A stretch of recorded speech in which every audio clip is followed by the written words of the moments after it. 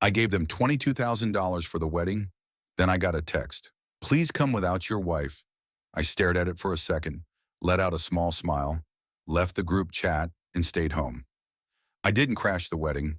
The cake did that for me. Not long after, my phone lit up with 143 missed calls, nearly every guest trying to reach me. That same five-word message kept echoing in my head. Please come without your wife. No greeting, no explanation, no sugar-coated setup, just a slap delivered straight through a group chat. Five cold words dropped like trash in the middle of the family thread. Like my wife didn't matter. Like I didn't matter either. I read it 3 times, wondering if I misread it. Maybe autocorrect glitched or someone fat-fingered a phrase. But no, it was exactly what it said. Plain, blunt, intentional. Please come without your wife. No punctuation, no clarification, just that. I placed my phone down on the kitchen counter. My hands were steady. I wasn't even angry, just frozen, completely still. Elena walked in from the living room, cradling a mug of tea. She stopped when she saw my face. "You look like someone just died," she said. I didn't say anything. I just handed her the phone. She read the message in silence, her lips pressed into a tight line. No tears, no theatrics, just stillness. After a beat, she finally spoke. "Well," she said, calm and quiet, "they finally said it out loud." I gave a small nod. "What are you going to do?" she asked. I unlocked my phone, opened the group chat, Sienna and Grayson's wedding dream team, and scrolled down. I tapped leave chat. "I'm doing exactly what they asked," I said flatly. "I'm not bringing you." Her eyes searched mine. "You're going without me?" "No," I replied. "We're not going." She exhaled slowly and looked away, just for a second.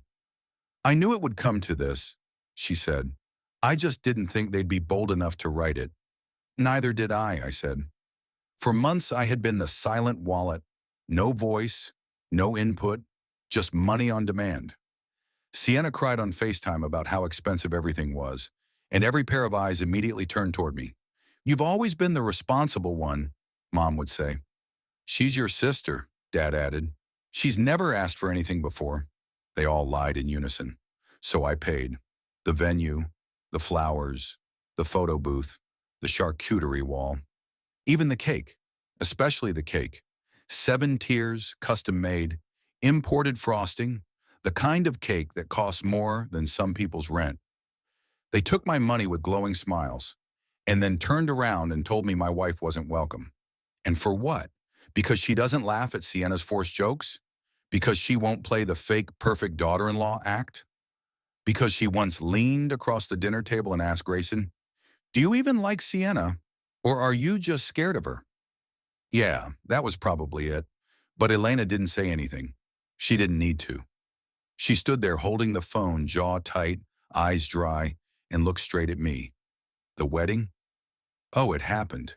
And it was glamorous, picture perfect, snap scene ready, platinum accents, a live string quartet, every guest dressed in blush and cream tones like they were auditioning for a Vogue editorial. Sienna looked radiant in every photo. Grayson looked appropriately dead behind the eyes. My parents beamed like they'd just married off a princess. Everything was flawless, right up until the cake rolled in. That's when the chaos began. First 1 call, then 3, then 20, then 75 missed calls. All in less than 2 hours. From Mom, from Sienna, from Grayson, even from Aunt Denise, who once called me cheap for showing up to Christmas with store-bought wine. I didn't answer any of them. Instead, I stayed right where I was, on the couch, poured myself a drink, tapped my glass against Elena's and said, "Happy wedding day, Sienna." As I scrolled through my banking app, I muttered, $22,000. Elena glanced up from her laptop. "Still checking?" I turned my phone toward her, just confirming I actually funded this entire circus. Sure enough, the final invoice from Le Chateau Weddings and Events sat there in my inbox. $22,480. And that didn't even include the extra $350 for the last-minute P&E rescheduling or the veil styling technician Sienna insisted on because the first one apparently gave off discount energy. I'd paid for everything, And the more I thought about it, the more the money didn't even bother me. It was how easily they took it, because it didn't start with the wedding. No, this started years ago. The moment I got a decent job out of college, I was slotted into the responsible one category. And in our family, that meant banker, problem solver, therapist, mover, accountant, sometimes babysitter. And Sienna? She was always the sensitive one, which was just code for manipulative, professional victim, expert crier with weaponized tears. You're the stable one, Mom would say like it was a compliment. Sienna's just not built like you, Dad would add. She's more emotional. Right. Emotional. Like when she crashed her car while texting, then blamed the sun glare. And I ended up paying her deductible. Or the time she got fired for creative differences, and I helped her through the rough patch, which meant I covered her rent for 4 months. Or the small business she wanted to start, which somehow meant I built her Craft Hive page and funded an inventory of overpriced hand-glued wine glasses. Every time she failed, I caught her, and the more I caught her, the more recklessly she jumped. Elena saw it all, from day one. They don't respect you, she told me once, after Sienna sent me a SwiftPay request labeled, just a little emergency. She's family, I replied. It's not a big deal. Elena stared at me like I'd grown a second head. It's never a big deal, until one day you wake up broke, alone, and wondering where all your boundaries went. And she wasn't wrong, but she was patient, so patient. She smiled through every dinner where my mom made backhanded comments about her clothes.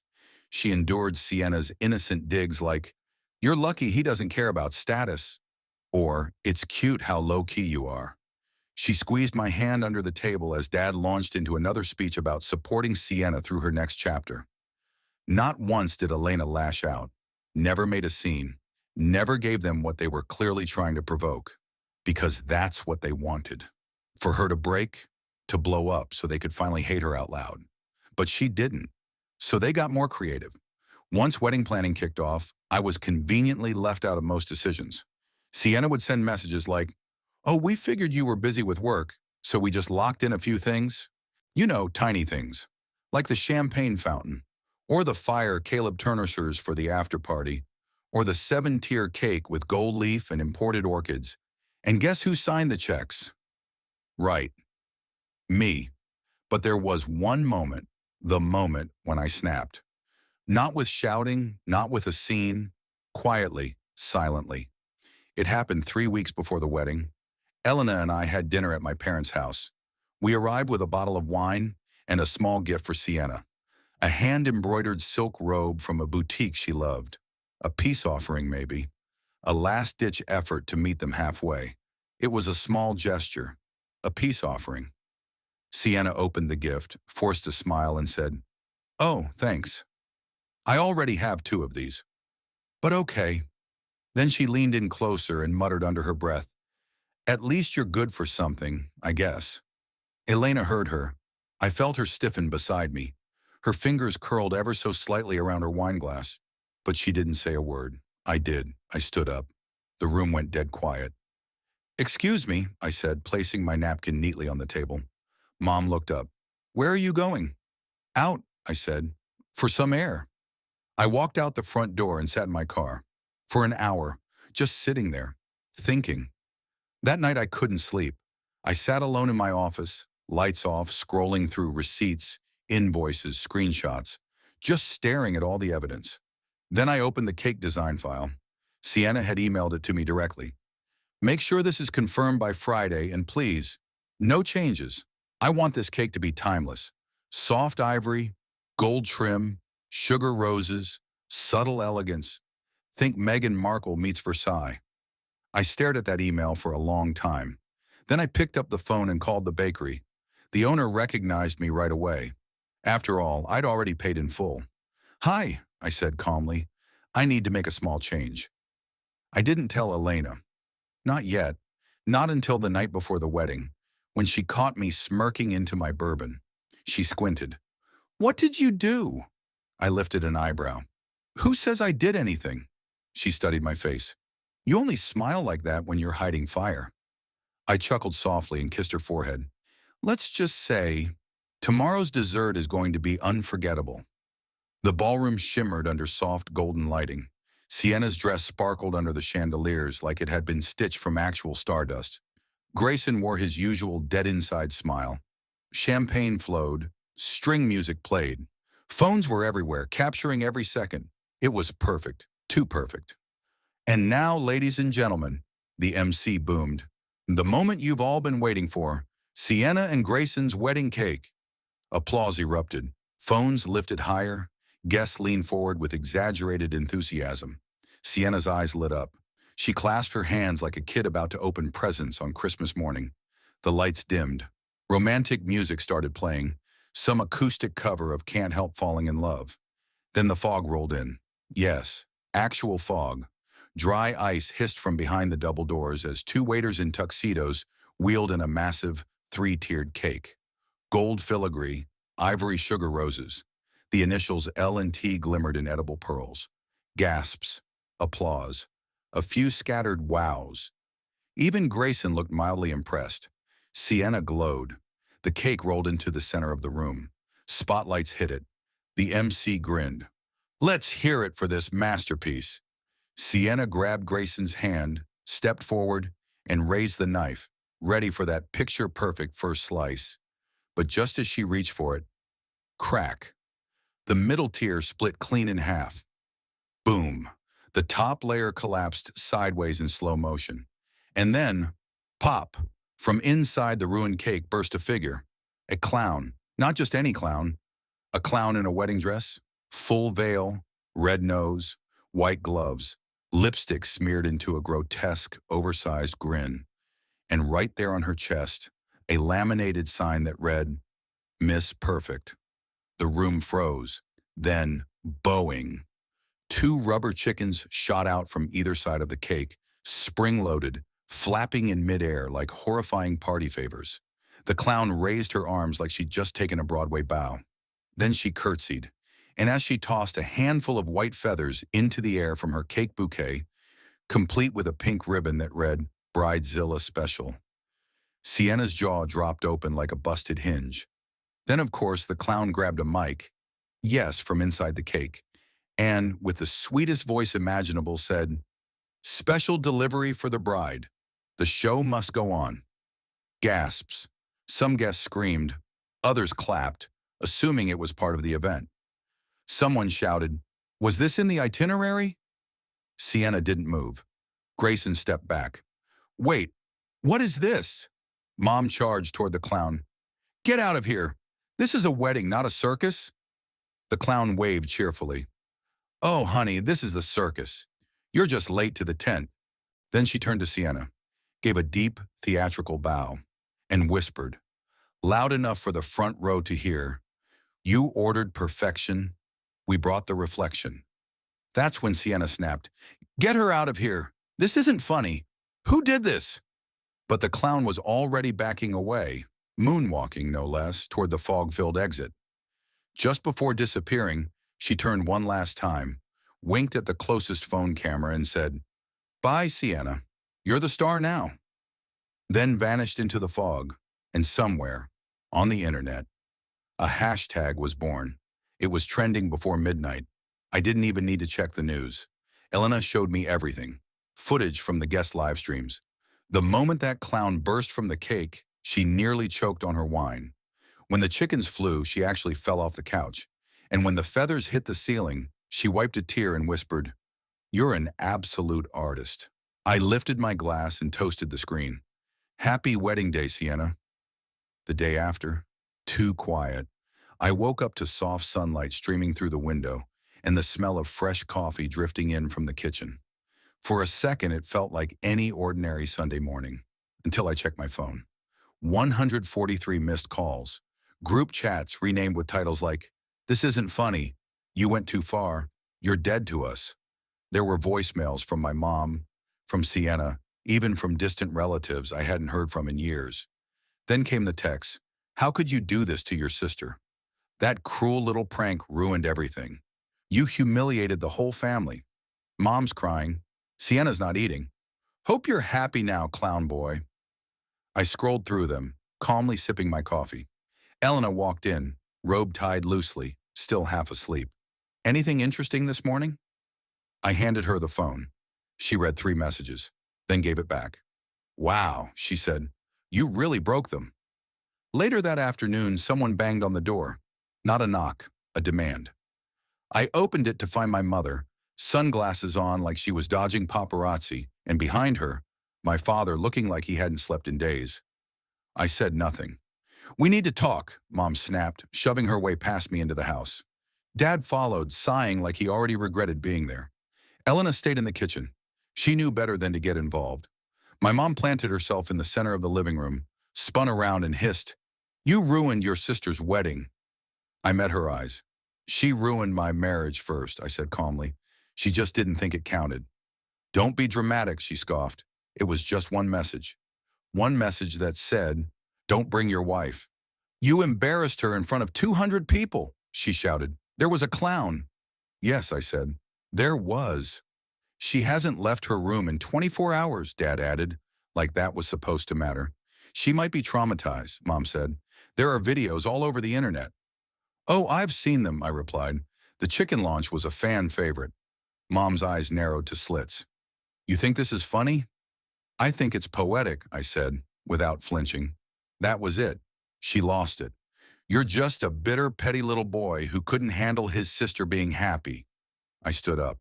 "And you're a mother who taught her daughter that love is just another word for control, and that money buys silence." Dad stepped in. "That's enough." "No," I said, voice steady. "We're just getting started." They tried to shut me down, but I kept going. All my life, I paid. Quietly. Because that's what you raised me to do. Shut up. Be useful. Don't complain. I looked straight at them.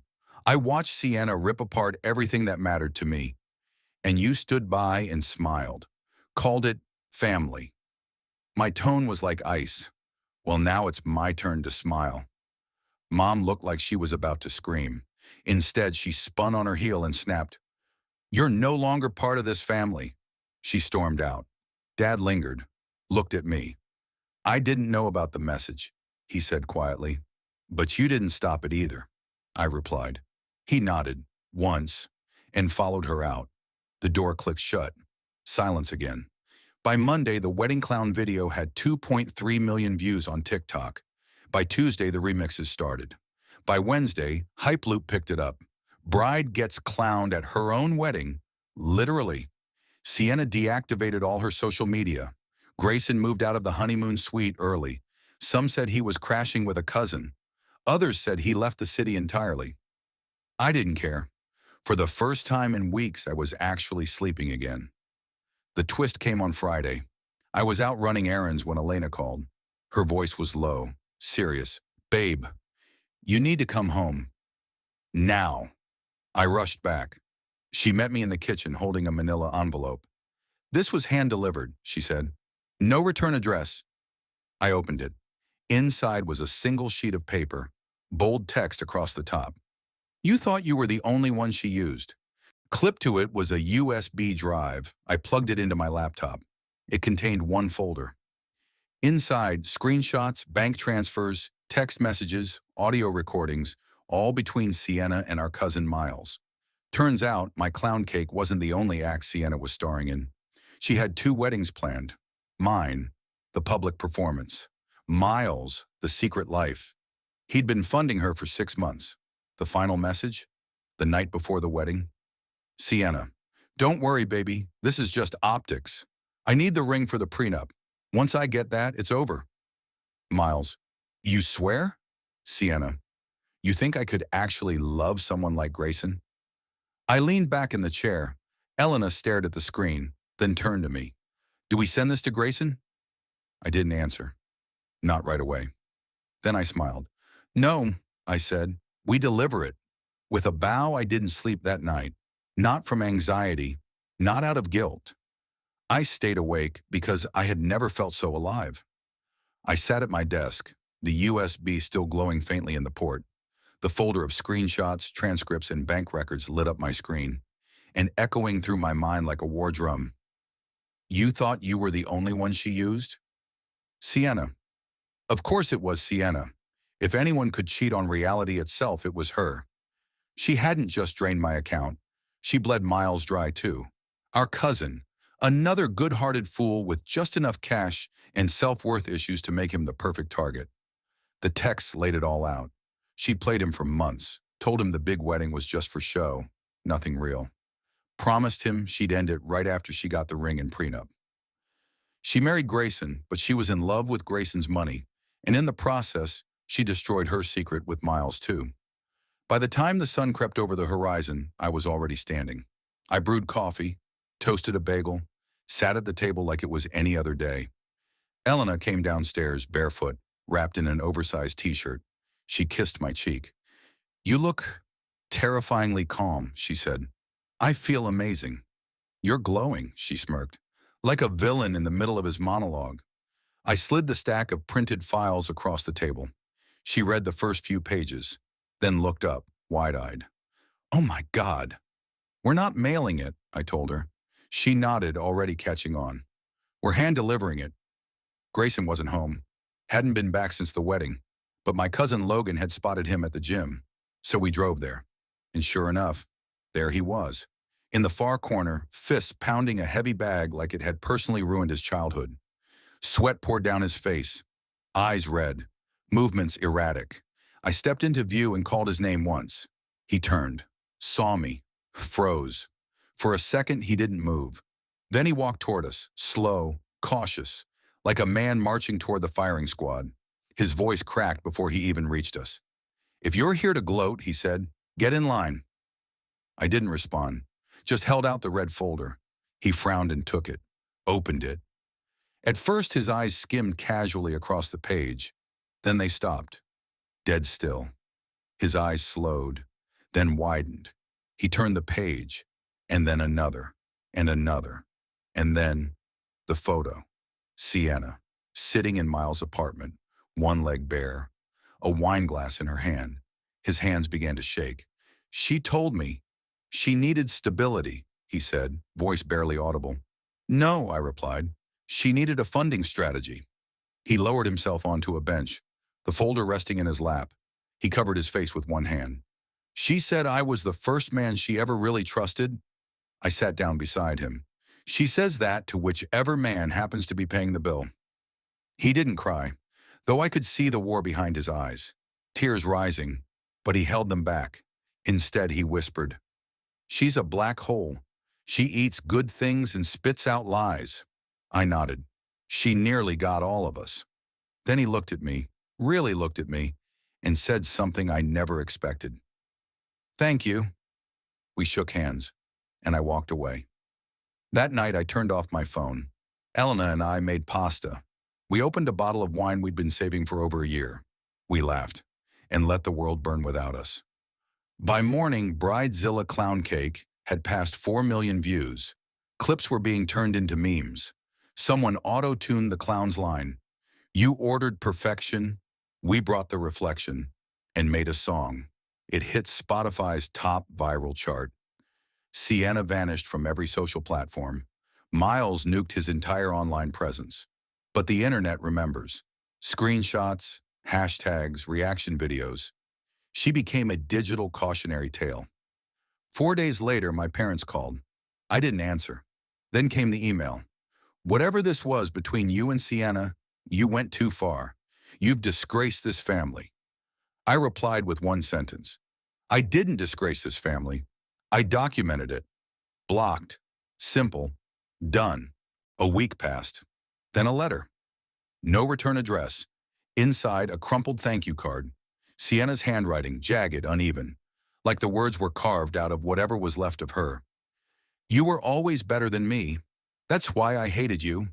You never wanted anything from anyone. You just wanted to be left alone. And we couldn't even give you that. You won. I hope it was worth it." I read it once. Then again. Elena walked in and saw me holding it. "Is that an apology?" she asked. "No," I said. "It's a confession, but not the kind that heals anything." I didn't reply to her. I framed it, hung it on the wall in my office. Not out of pride, but as a warning. Never again. It's been 2 months now. Elena and I are flying to Portugal next week, our first real vacation. No obligations, no passive-aggressive invitations, no sister asking for cash with a smile. I changed my number, deleted the family chat, started therapy. And something strange happened. People, distant relatives, old high school classmates, started messaging me privately. I wish I had the guts to do what you did. You were right to walk away. That clown cake was iconic. It became more than just a prank, more than just a viral moment. It became a line in the sand, a declaration, no more. No more pretending, no more financing dysfunction, no more carrying people who spit in your face when your wallet runs dry. Now, Elena and I toast to it every Friday.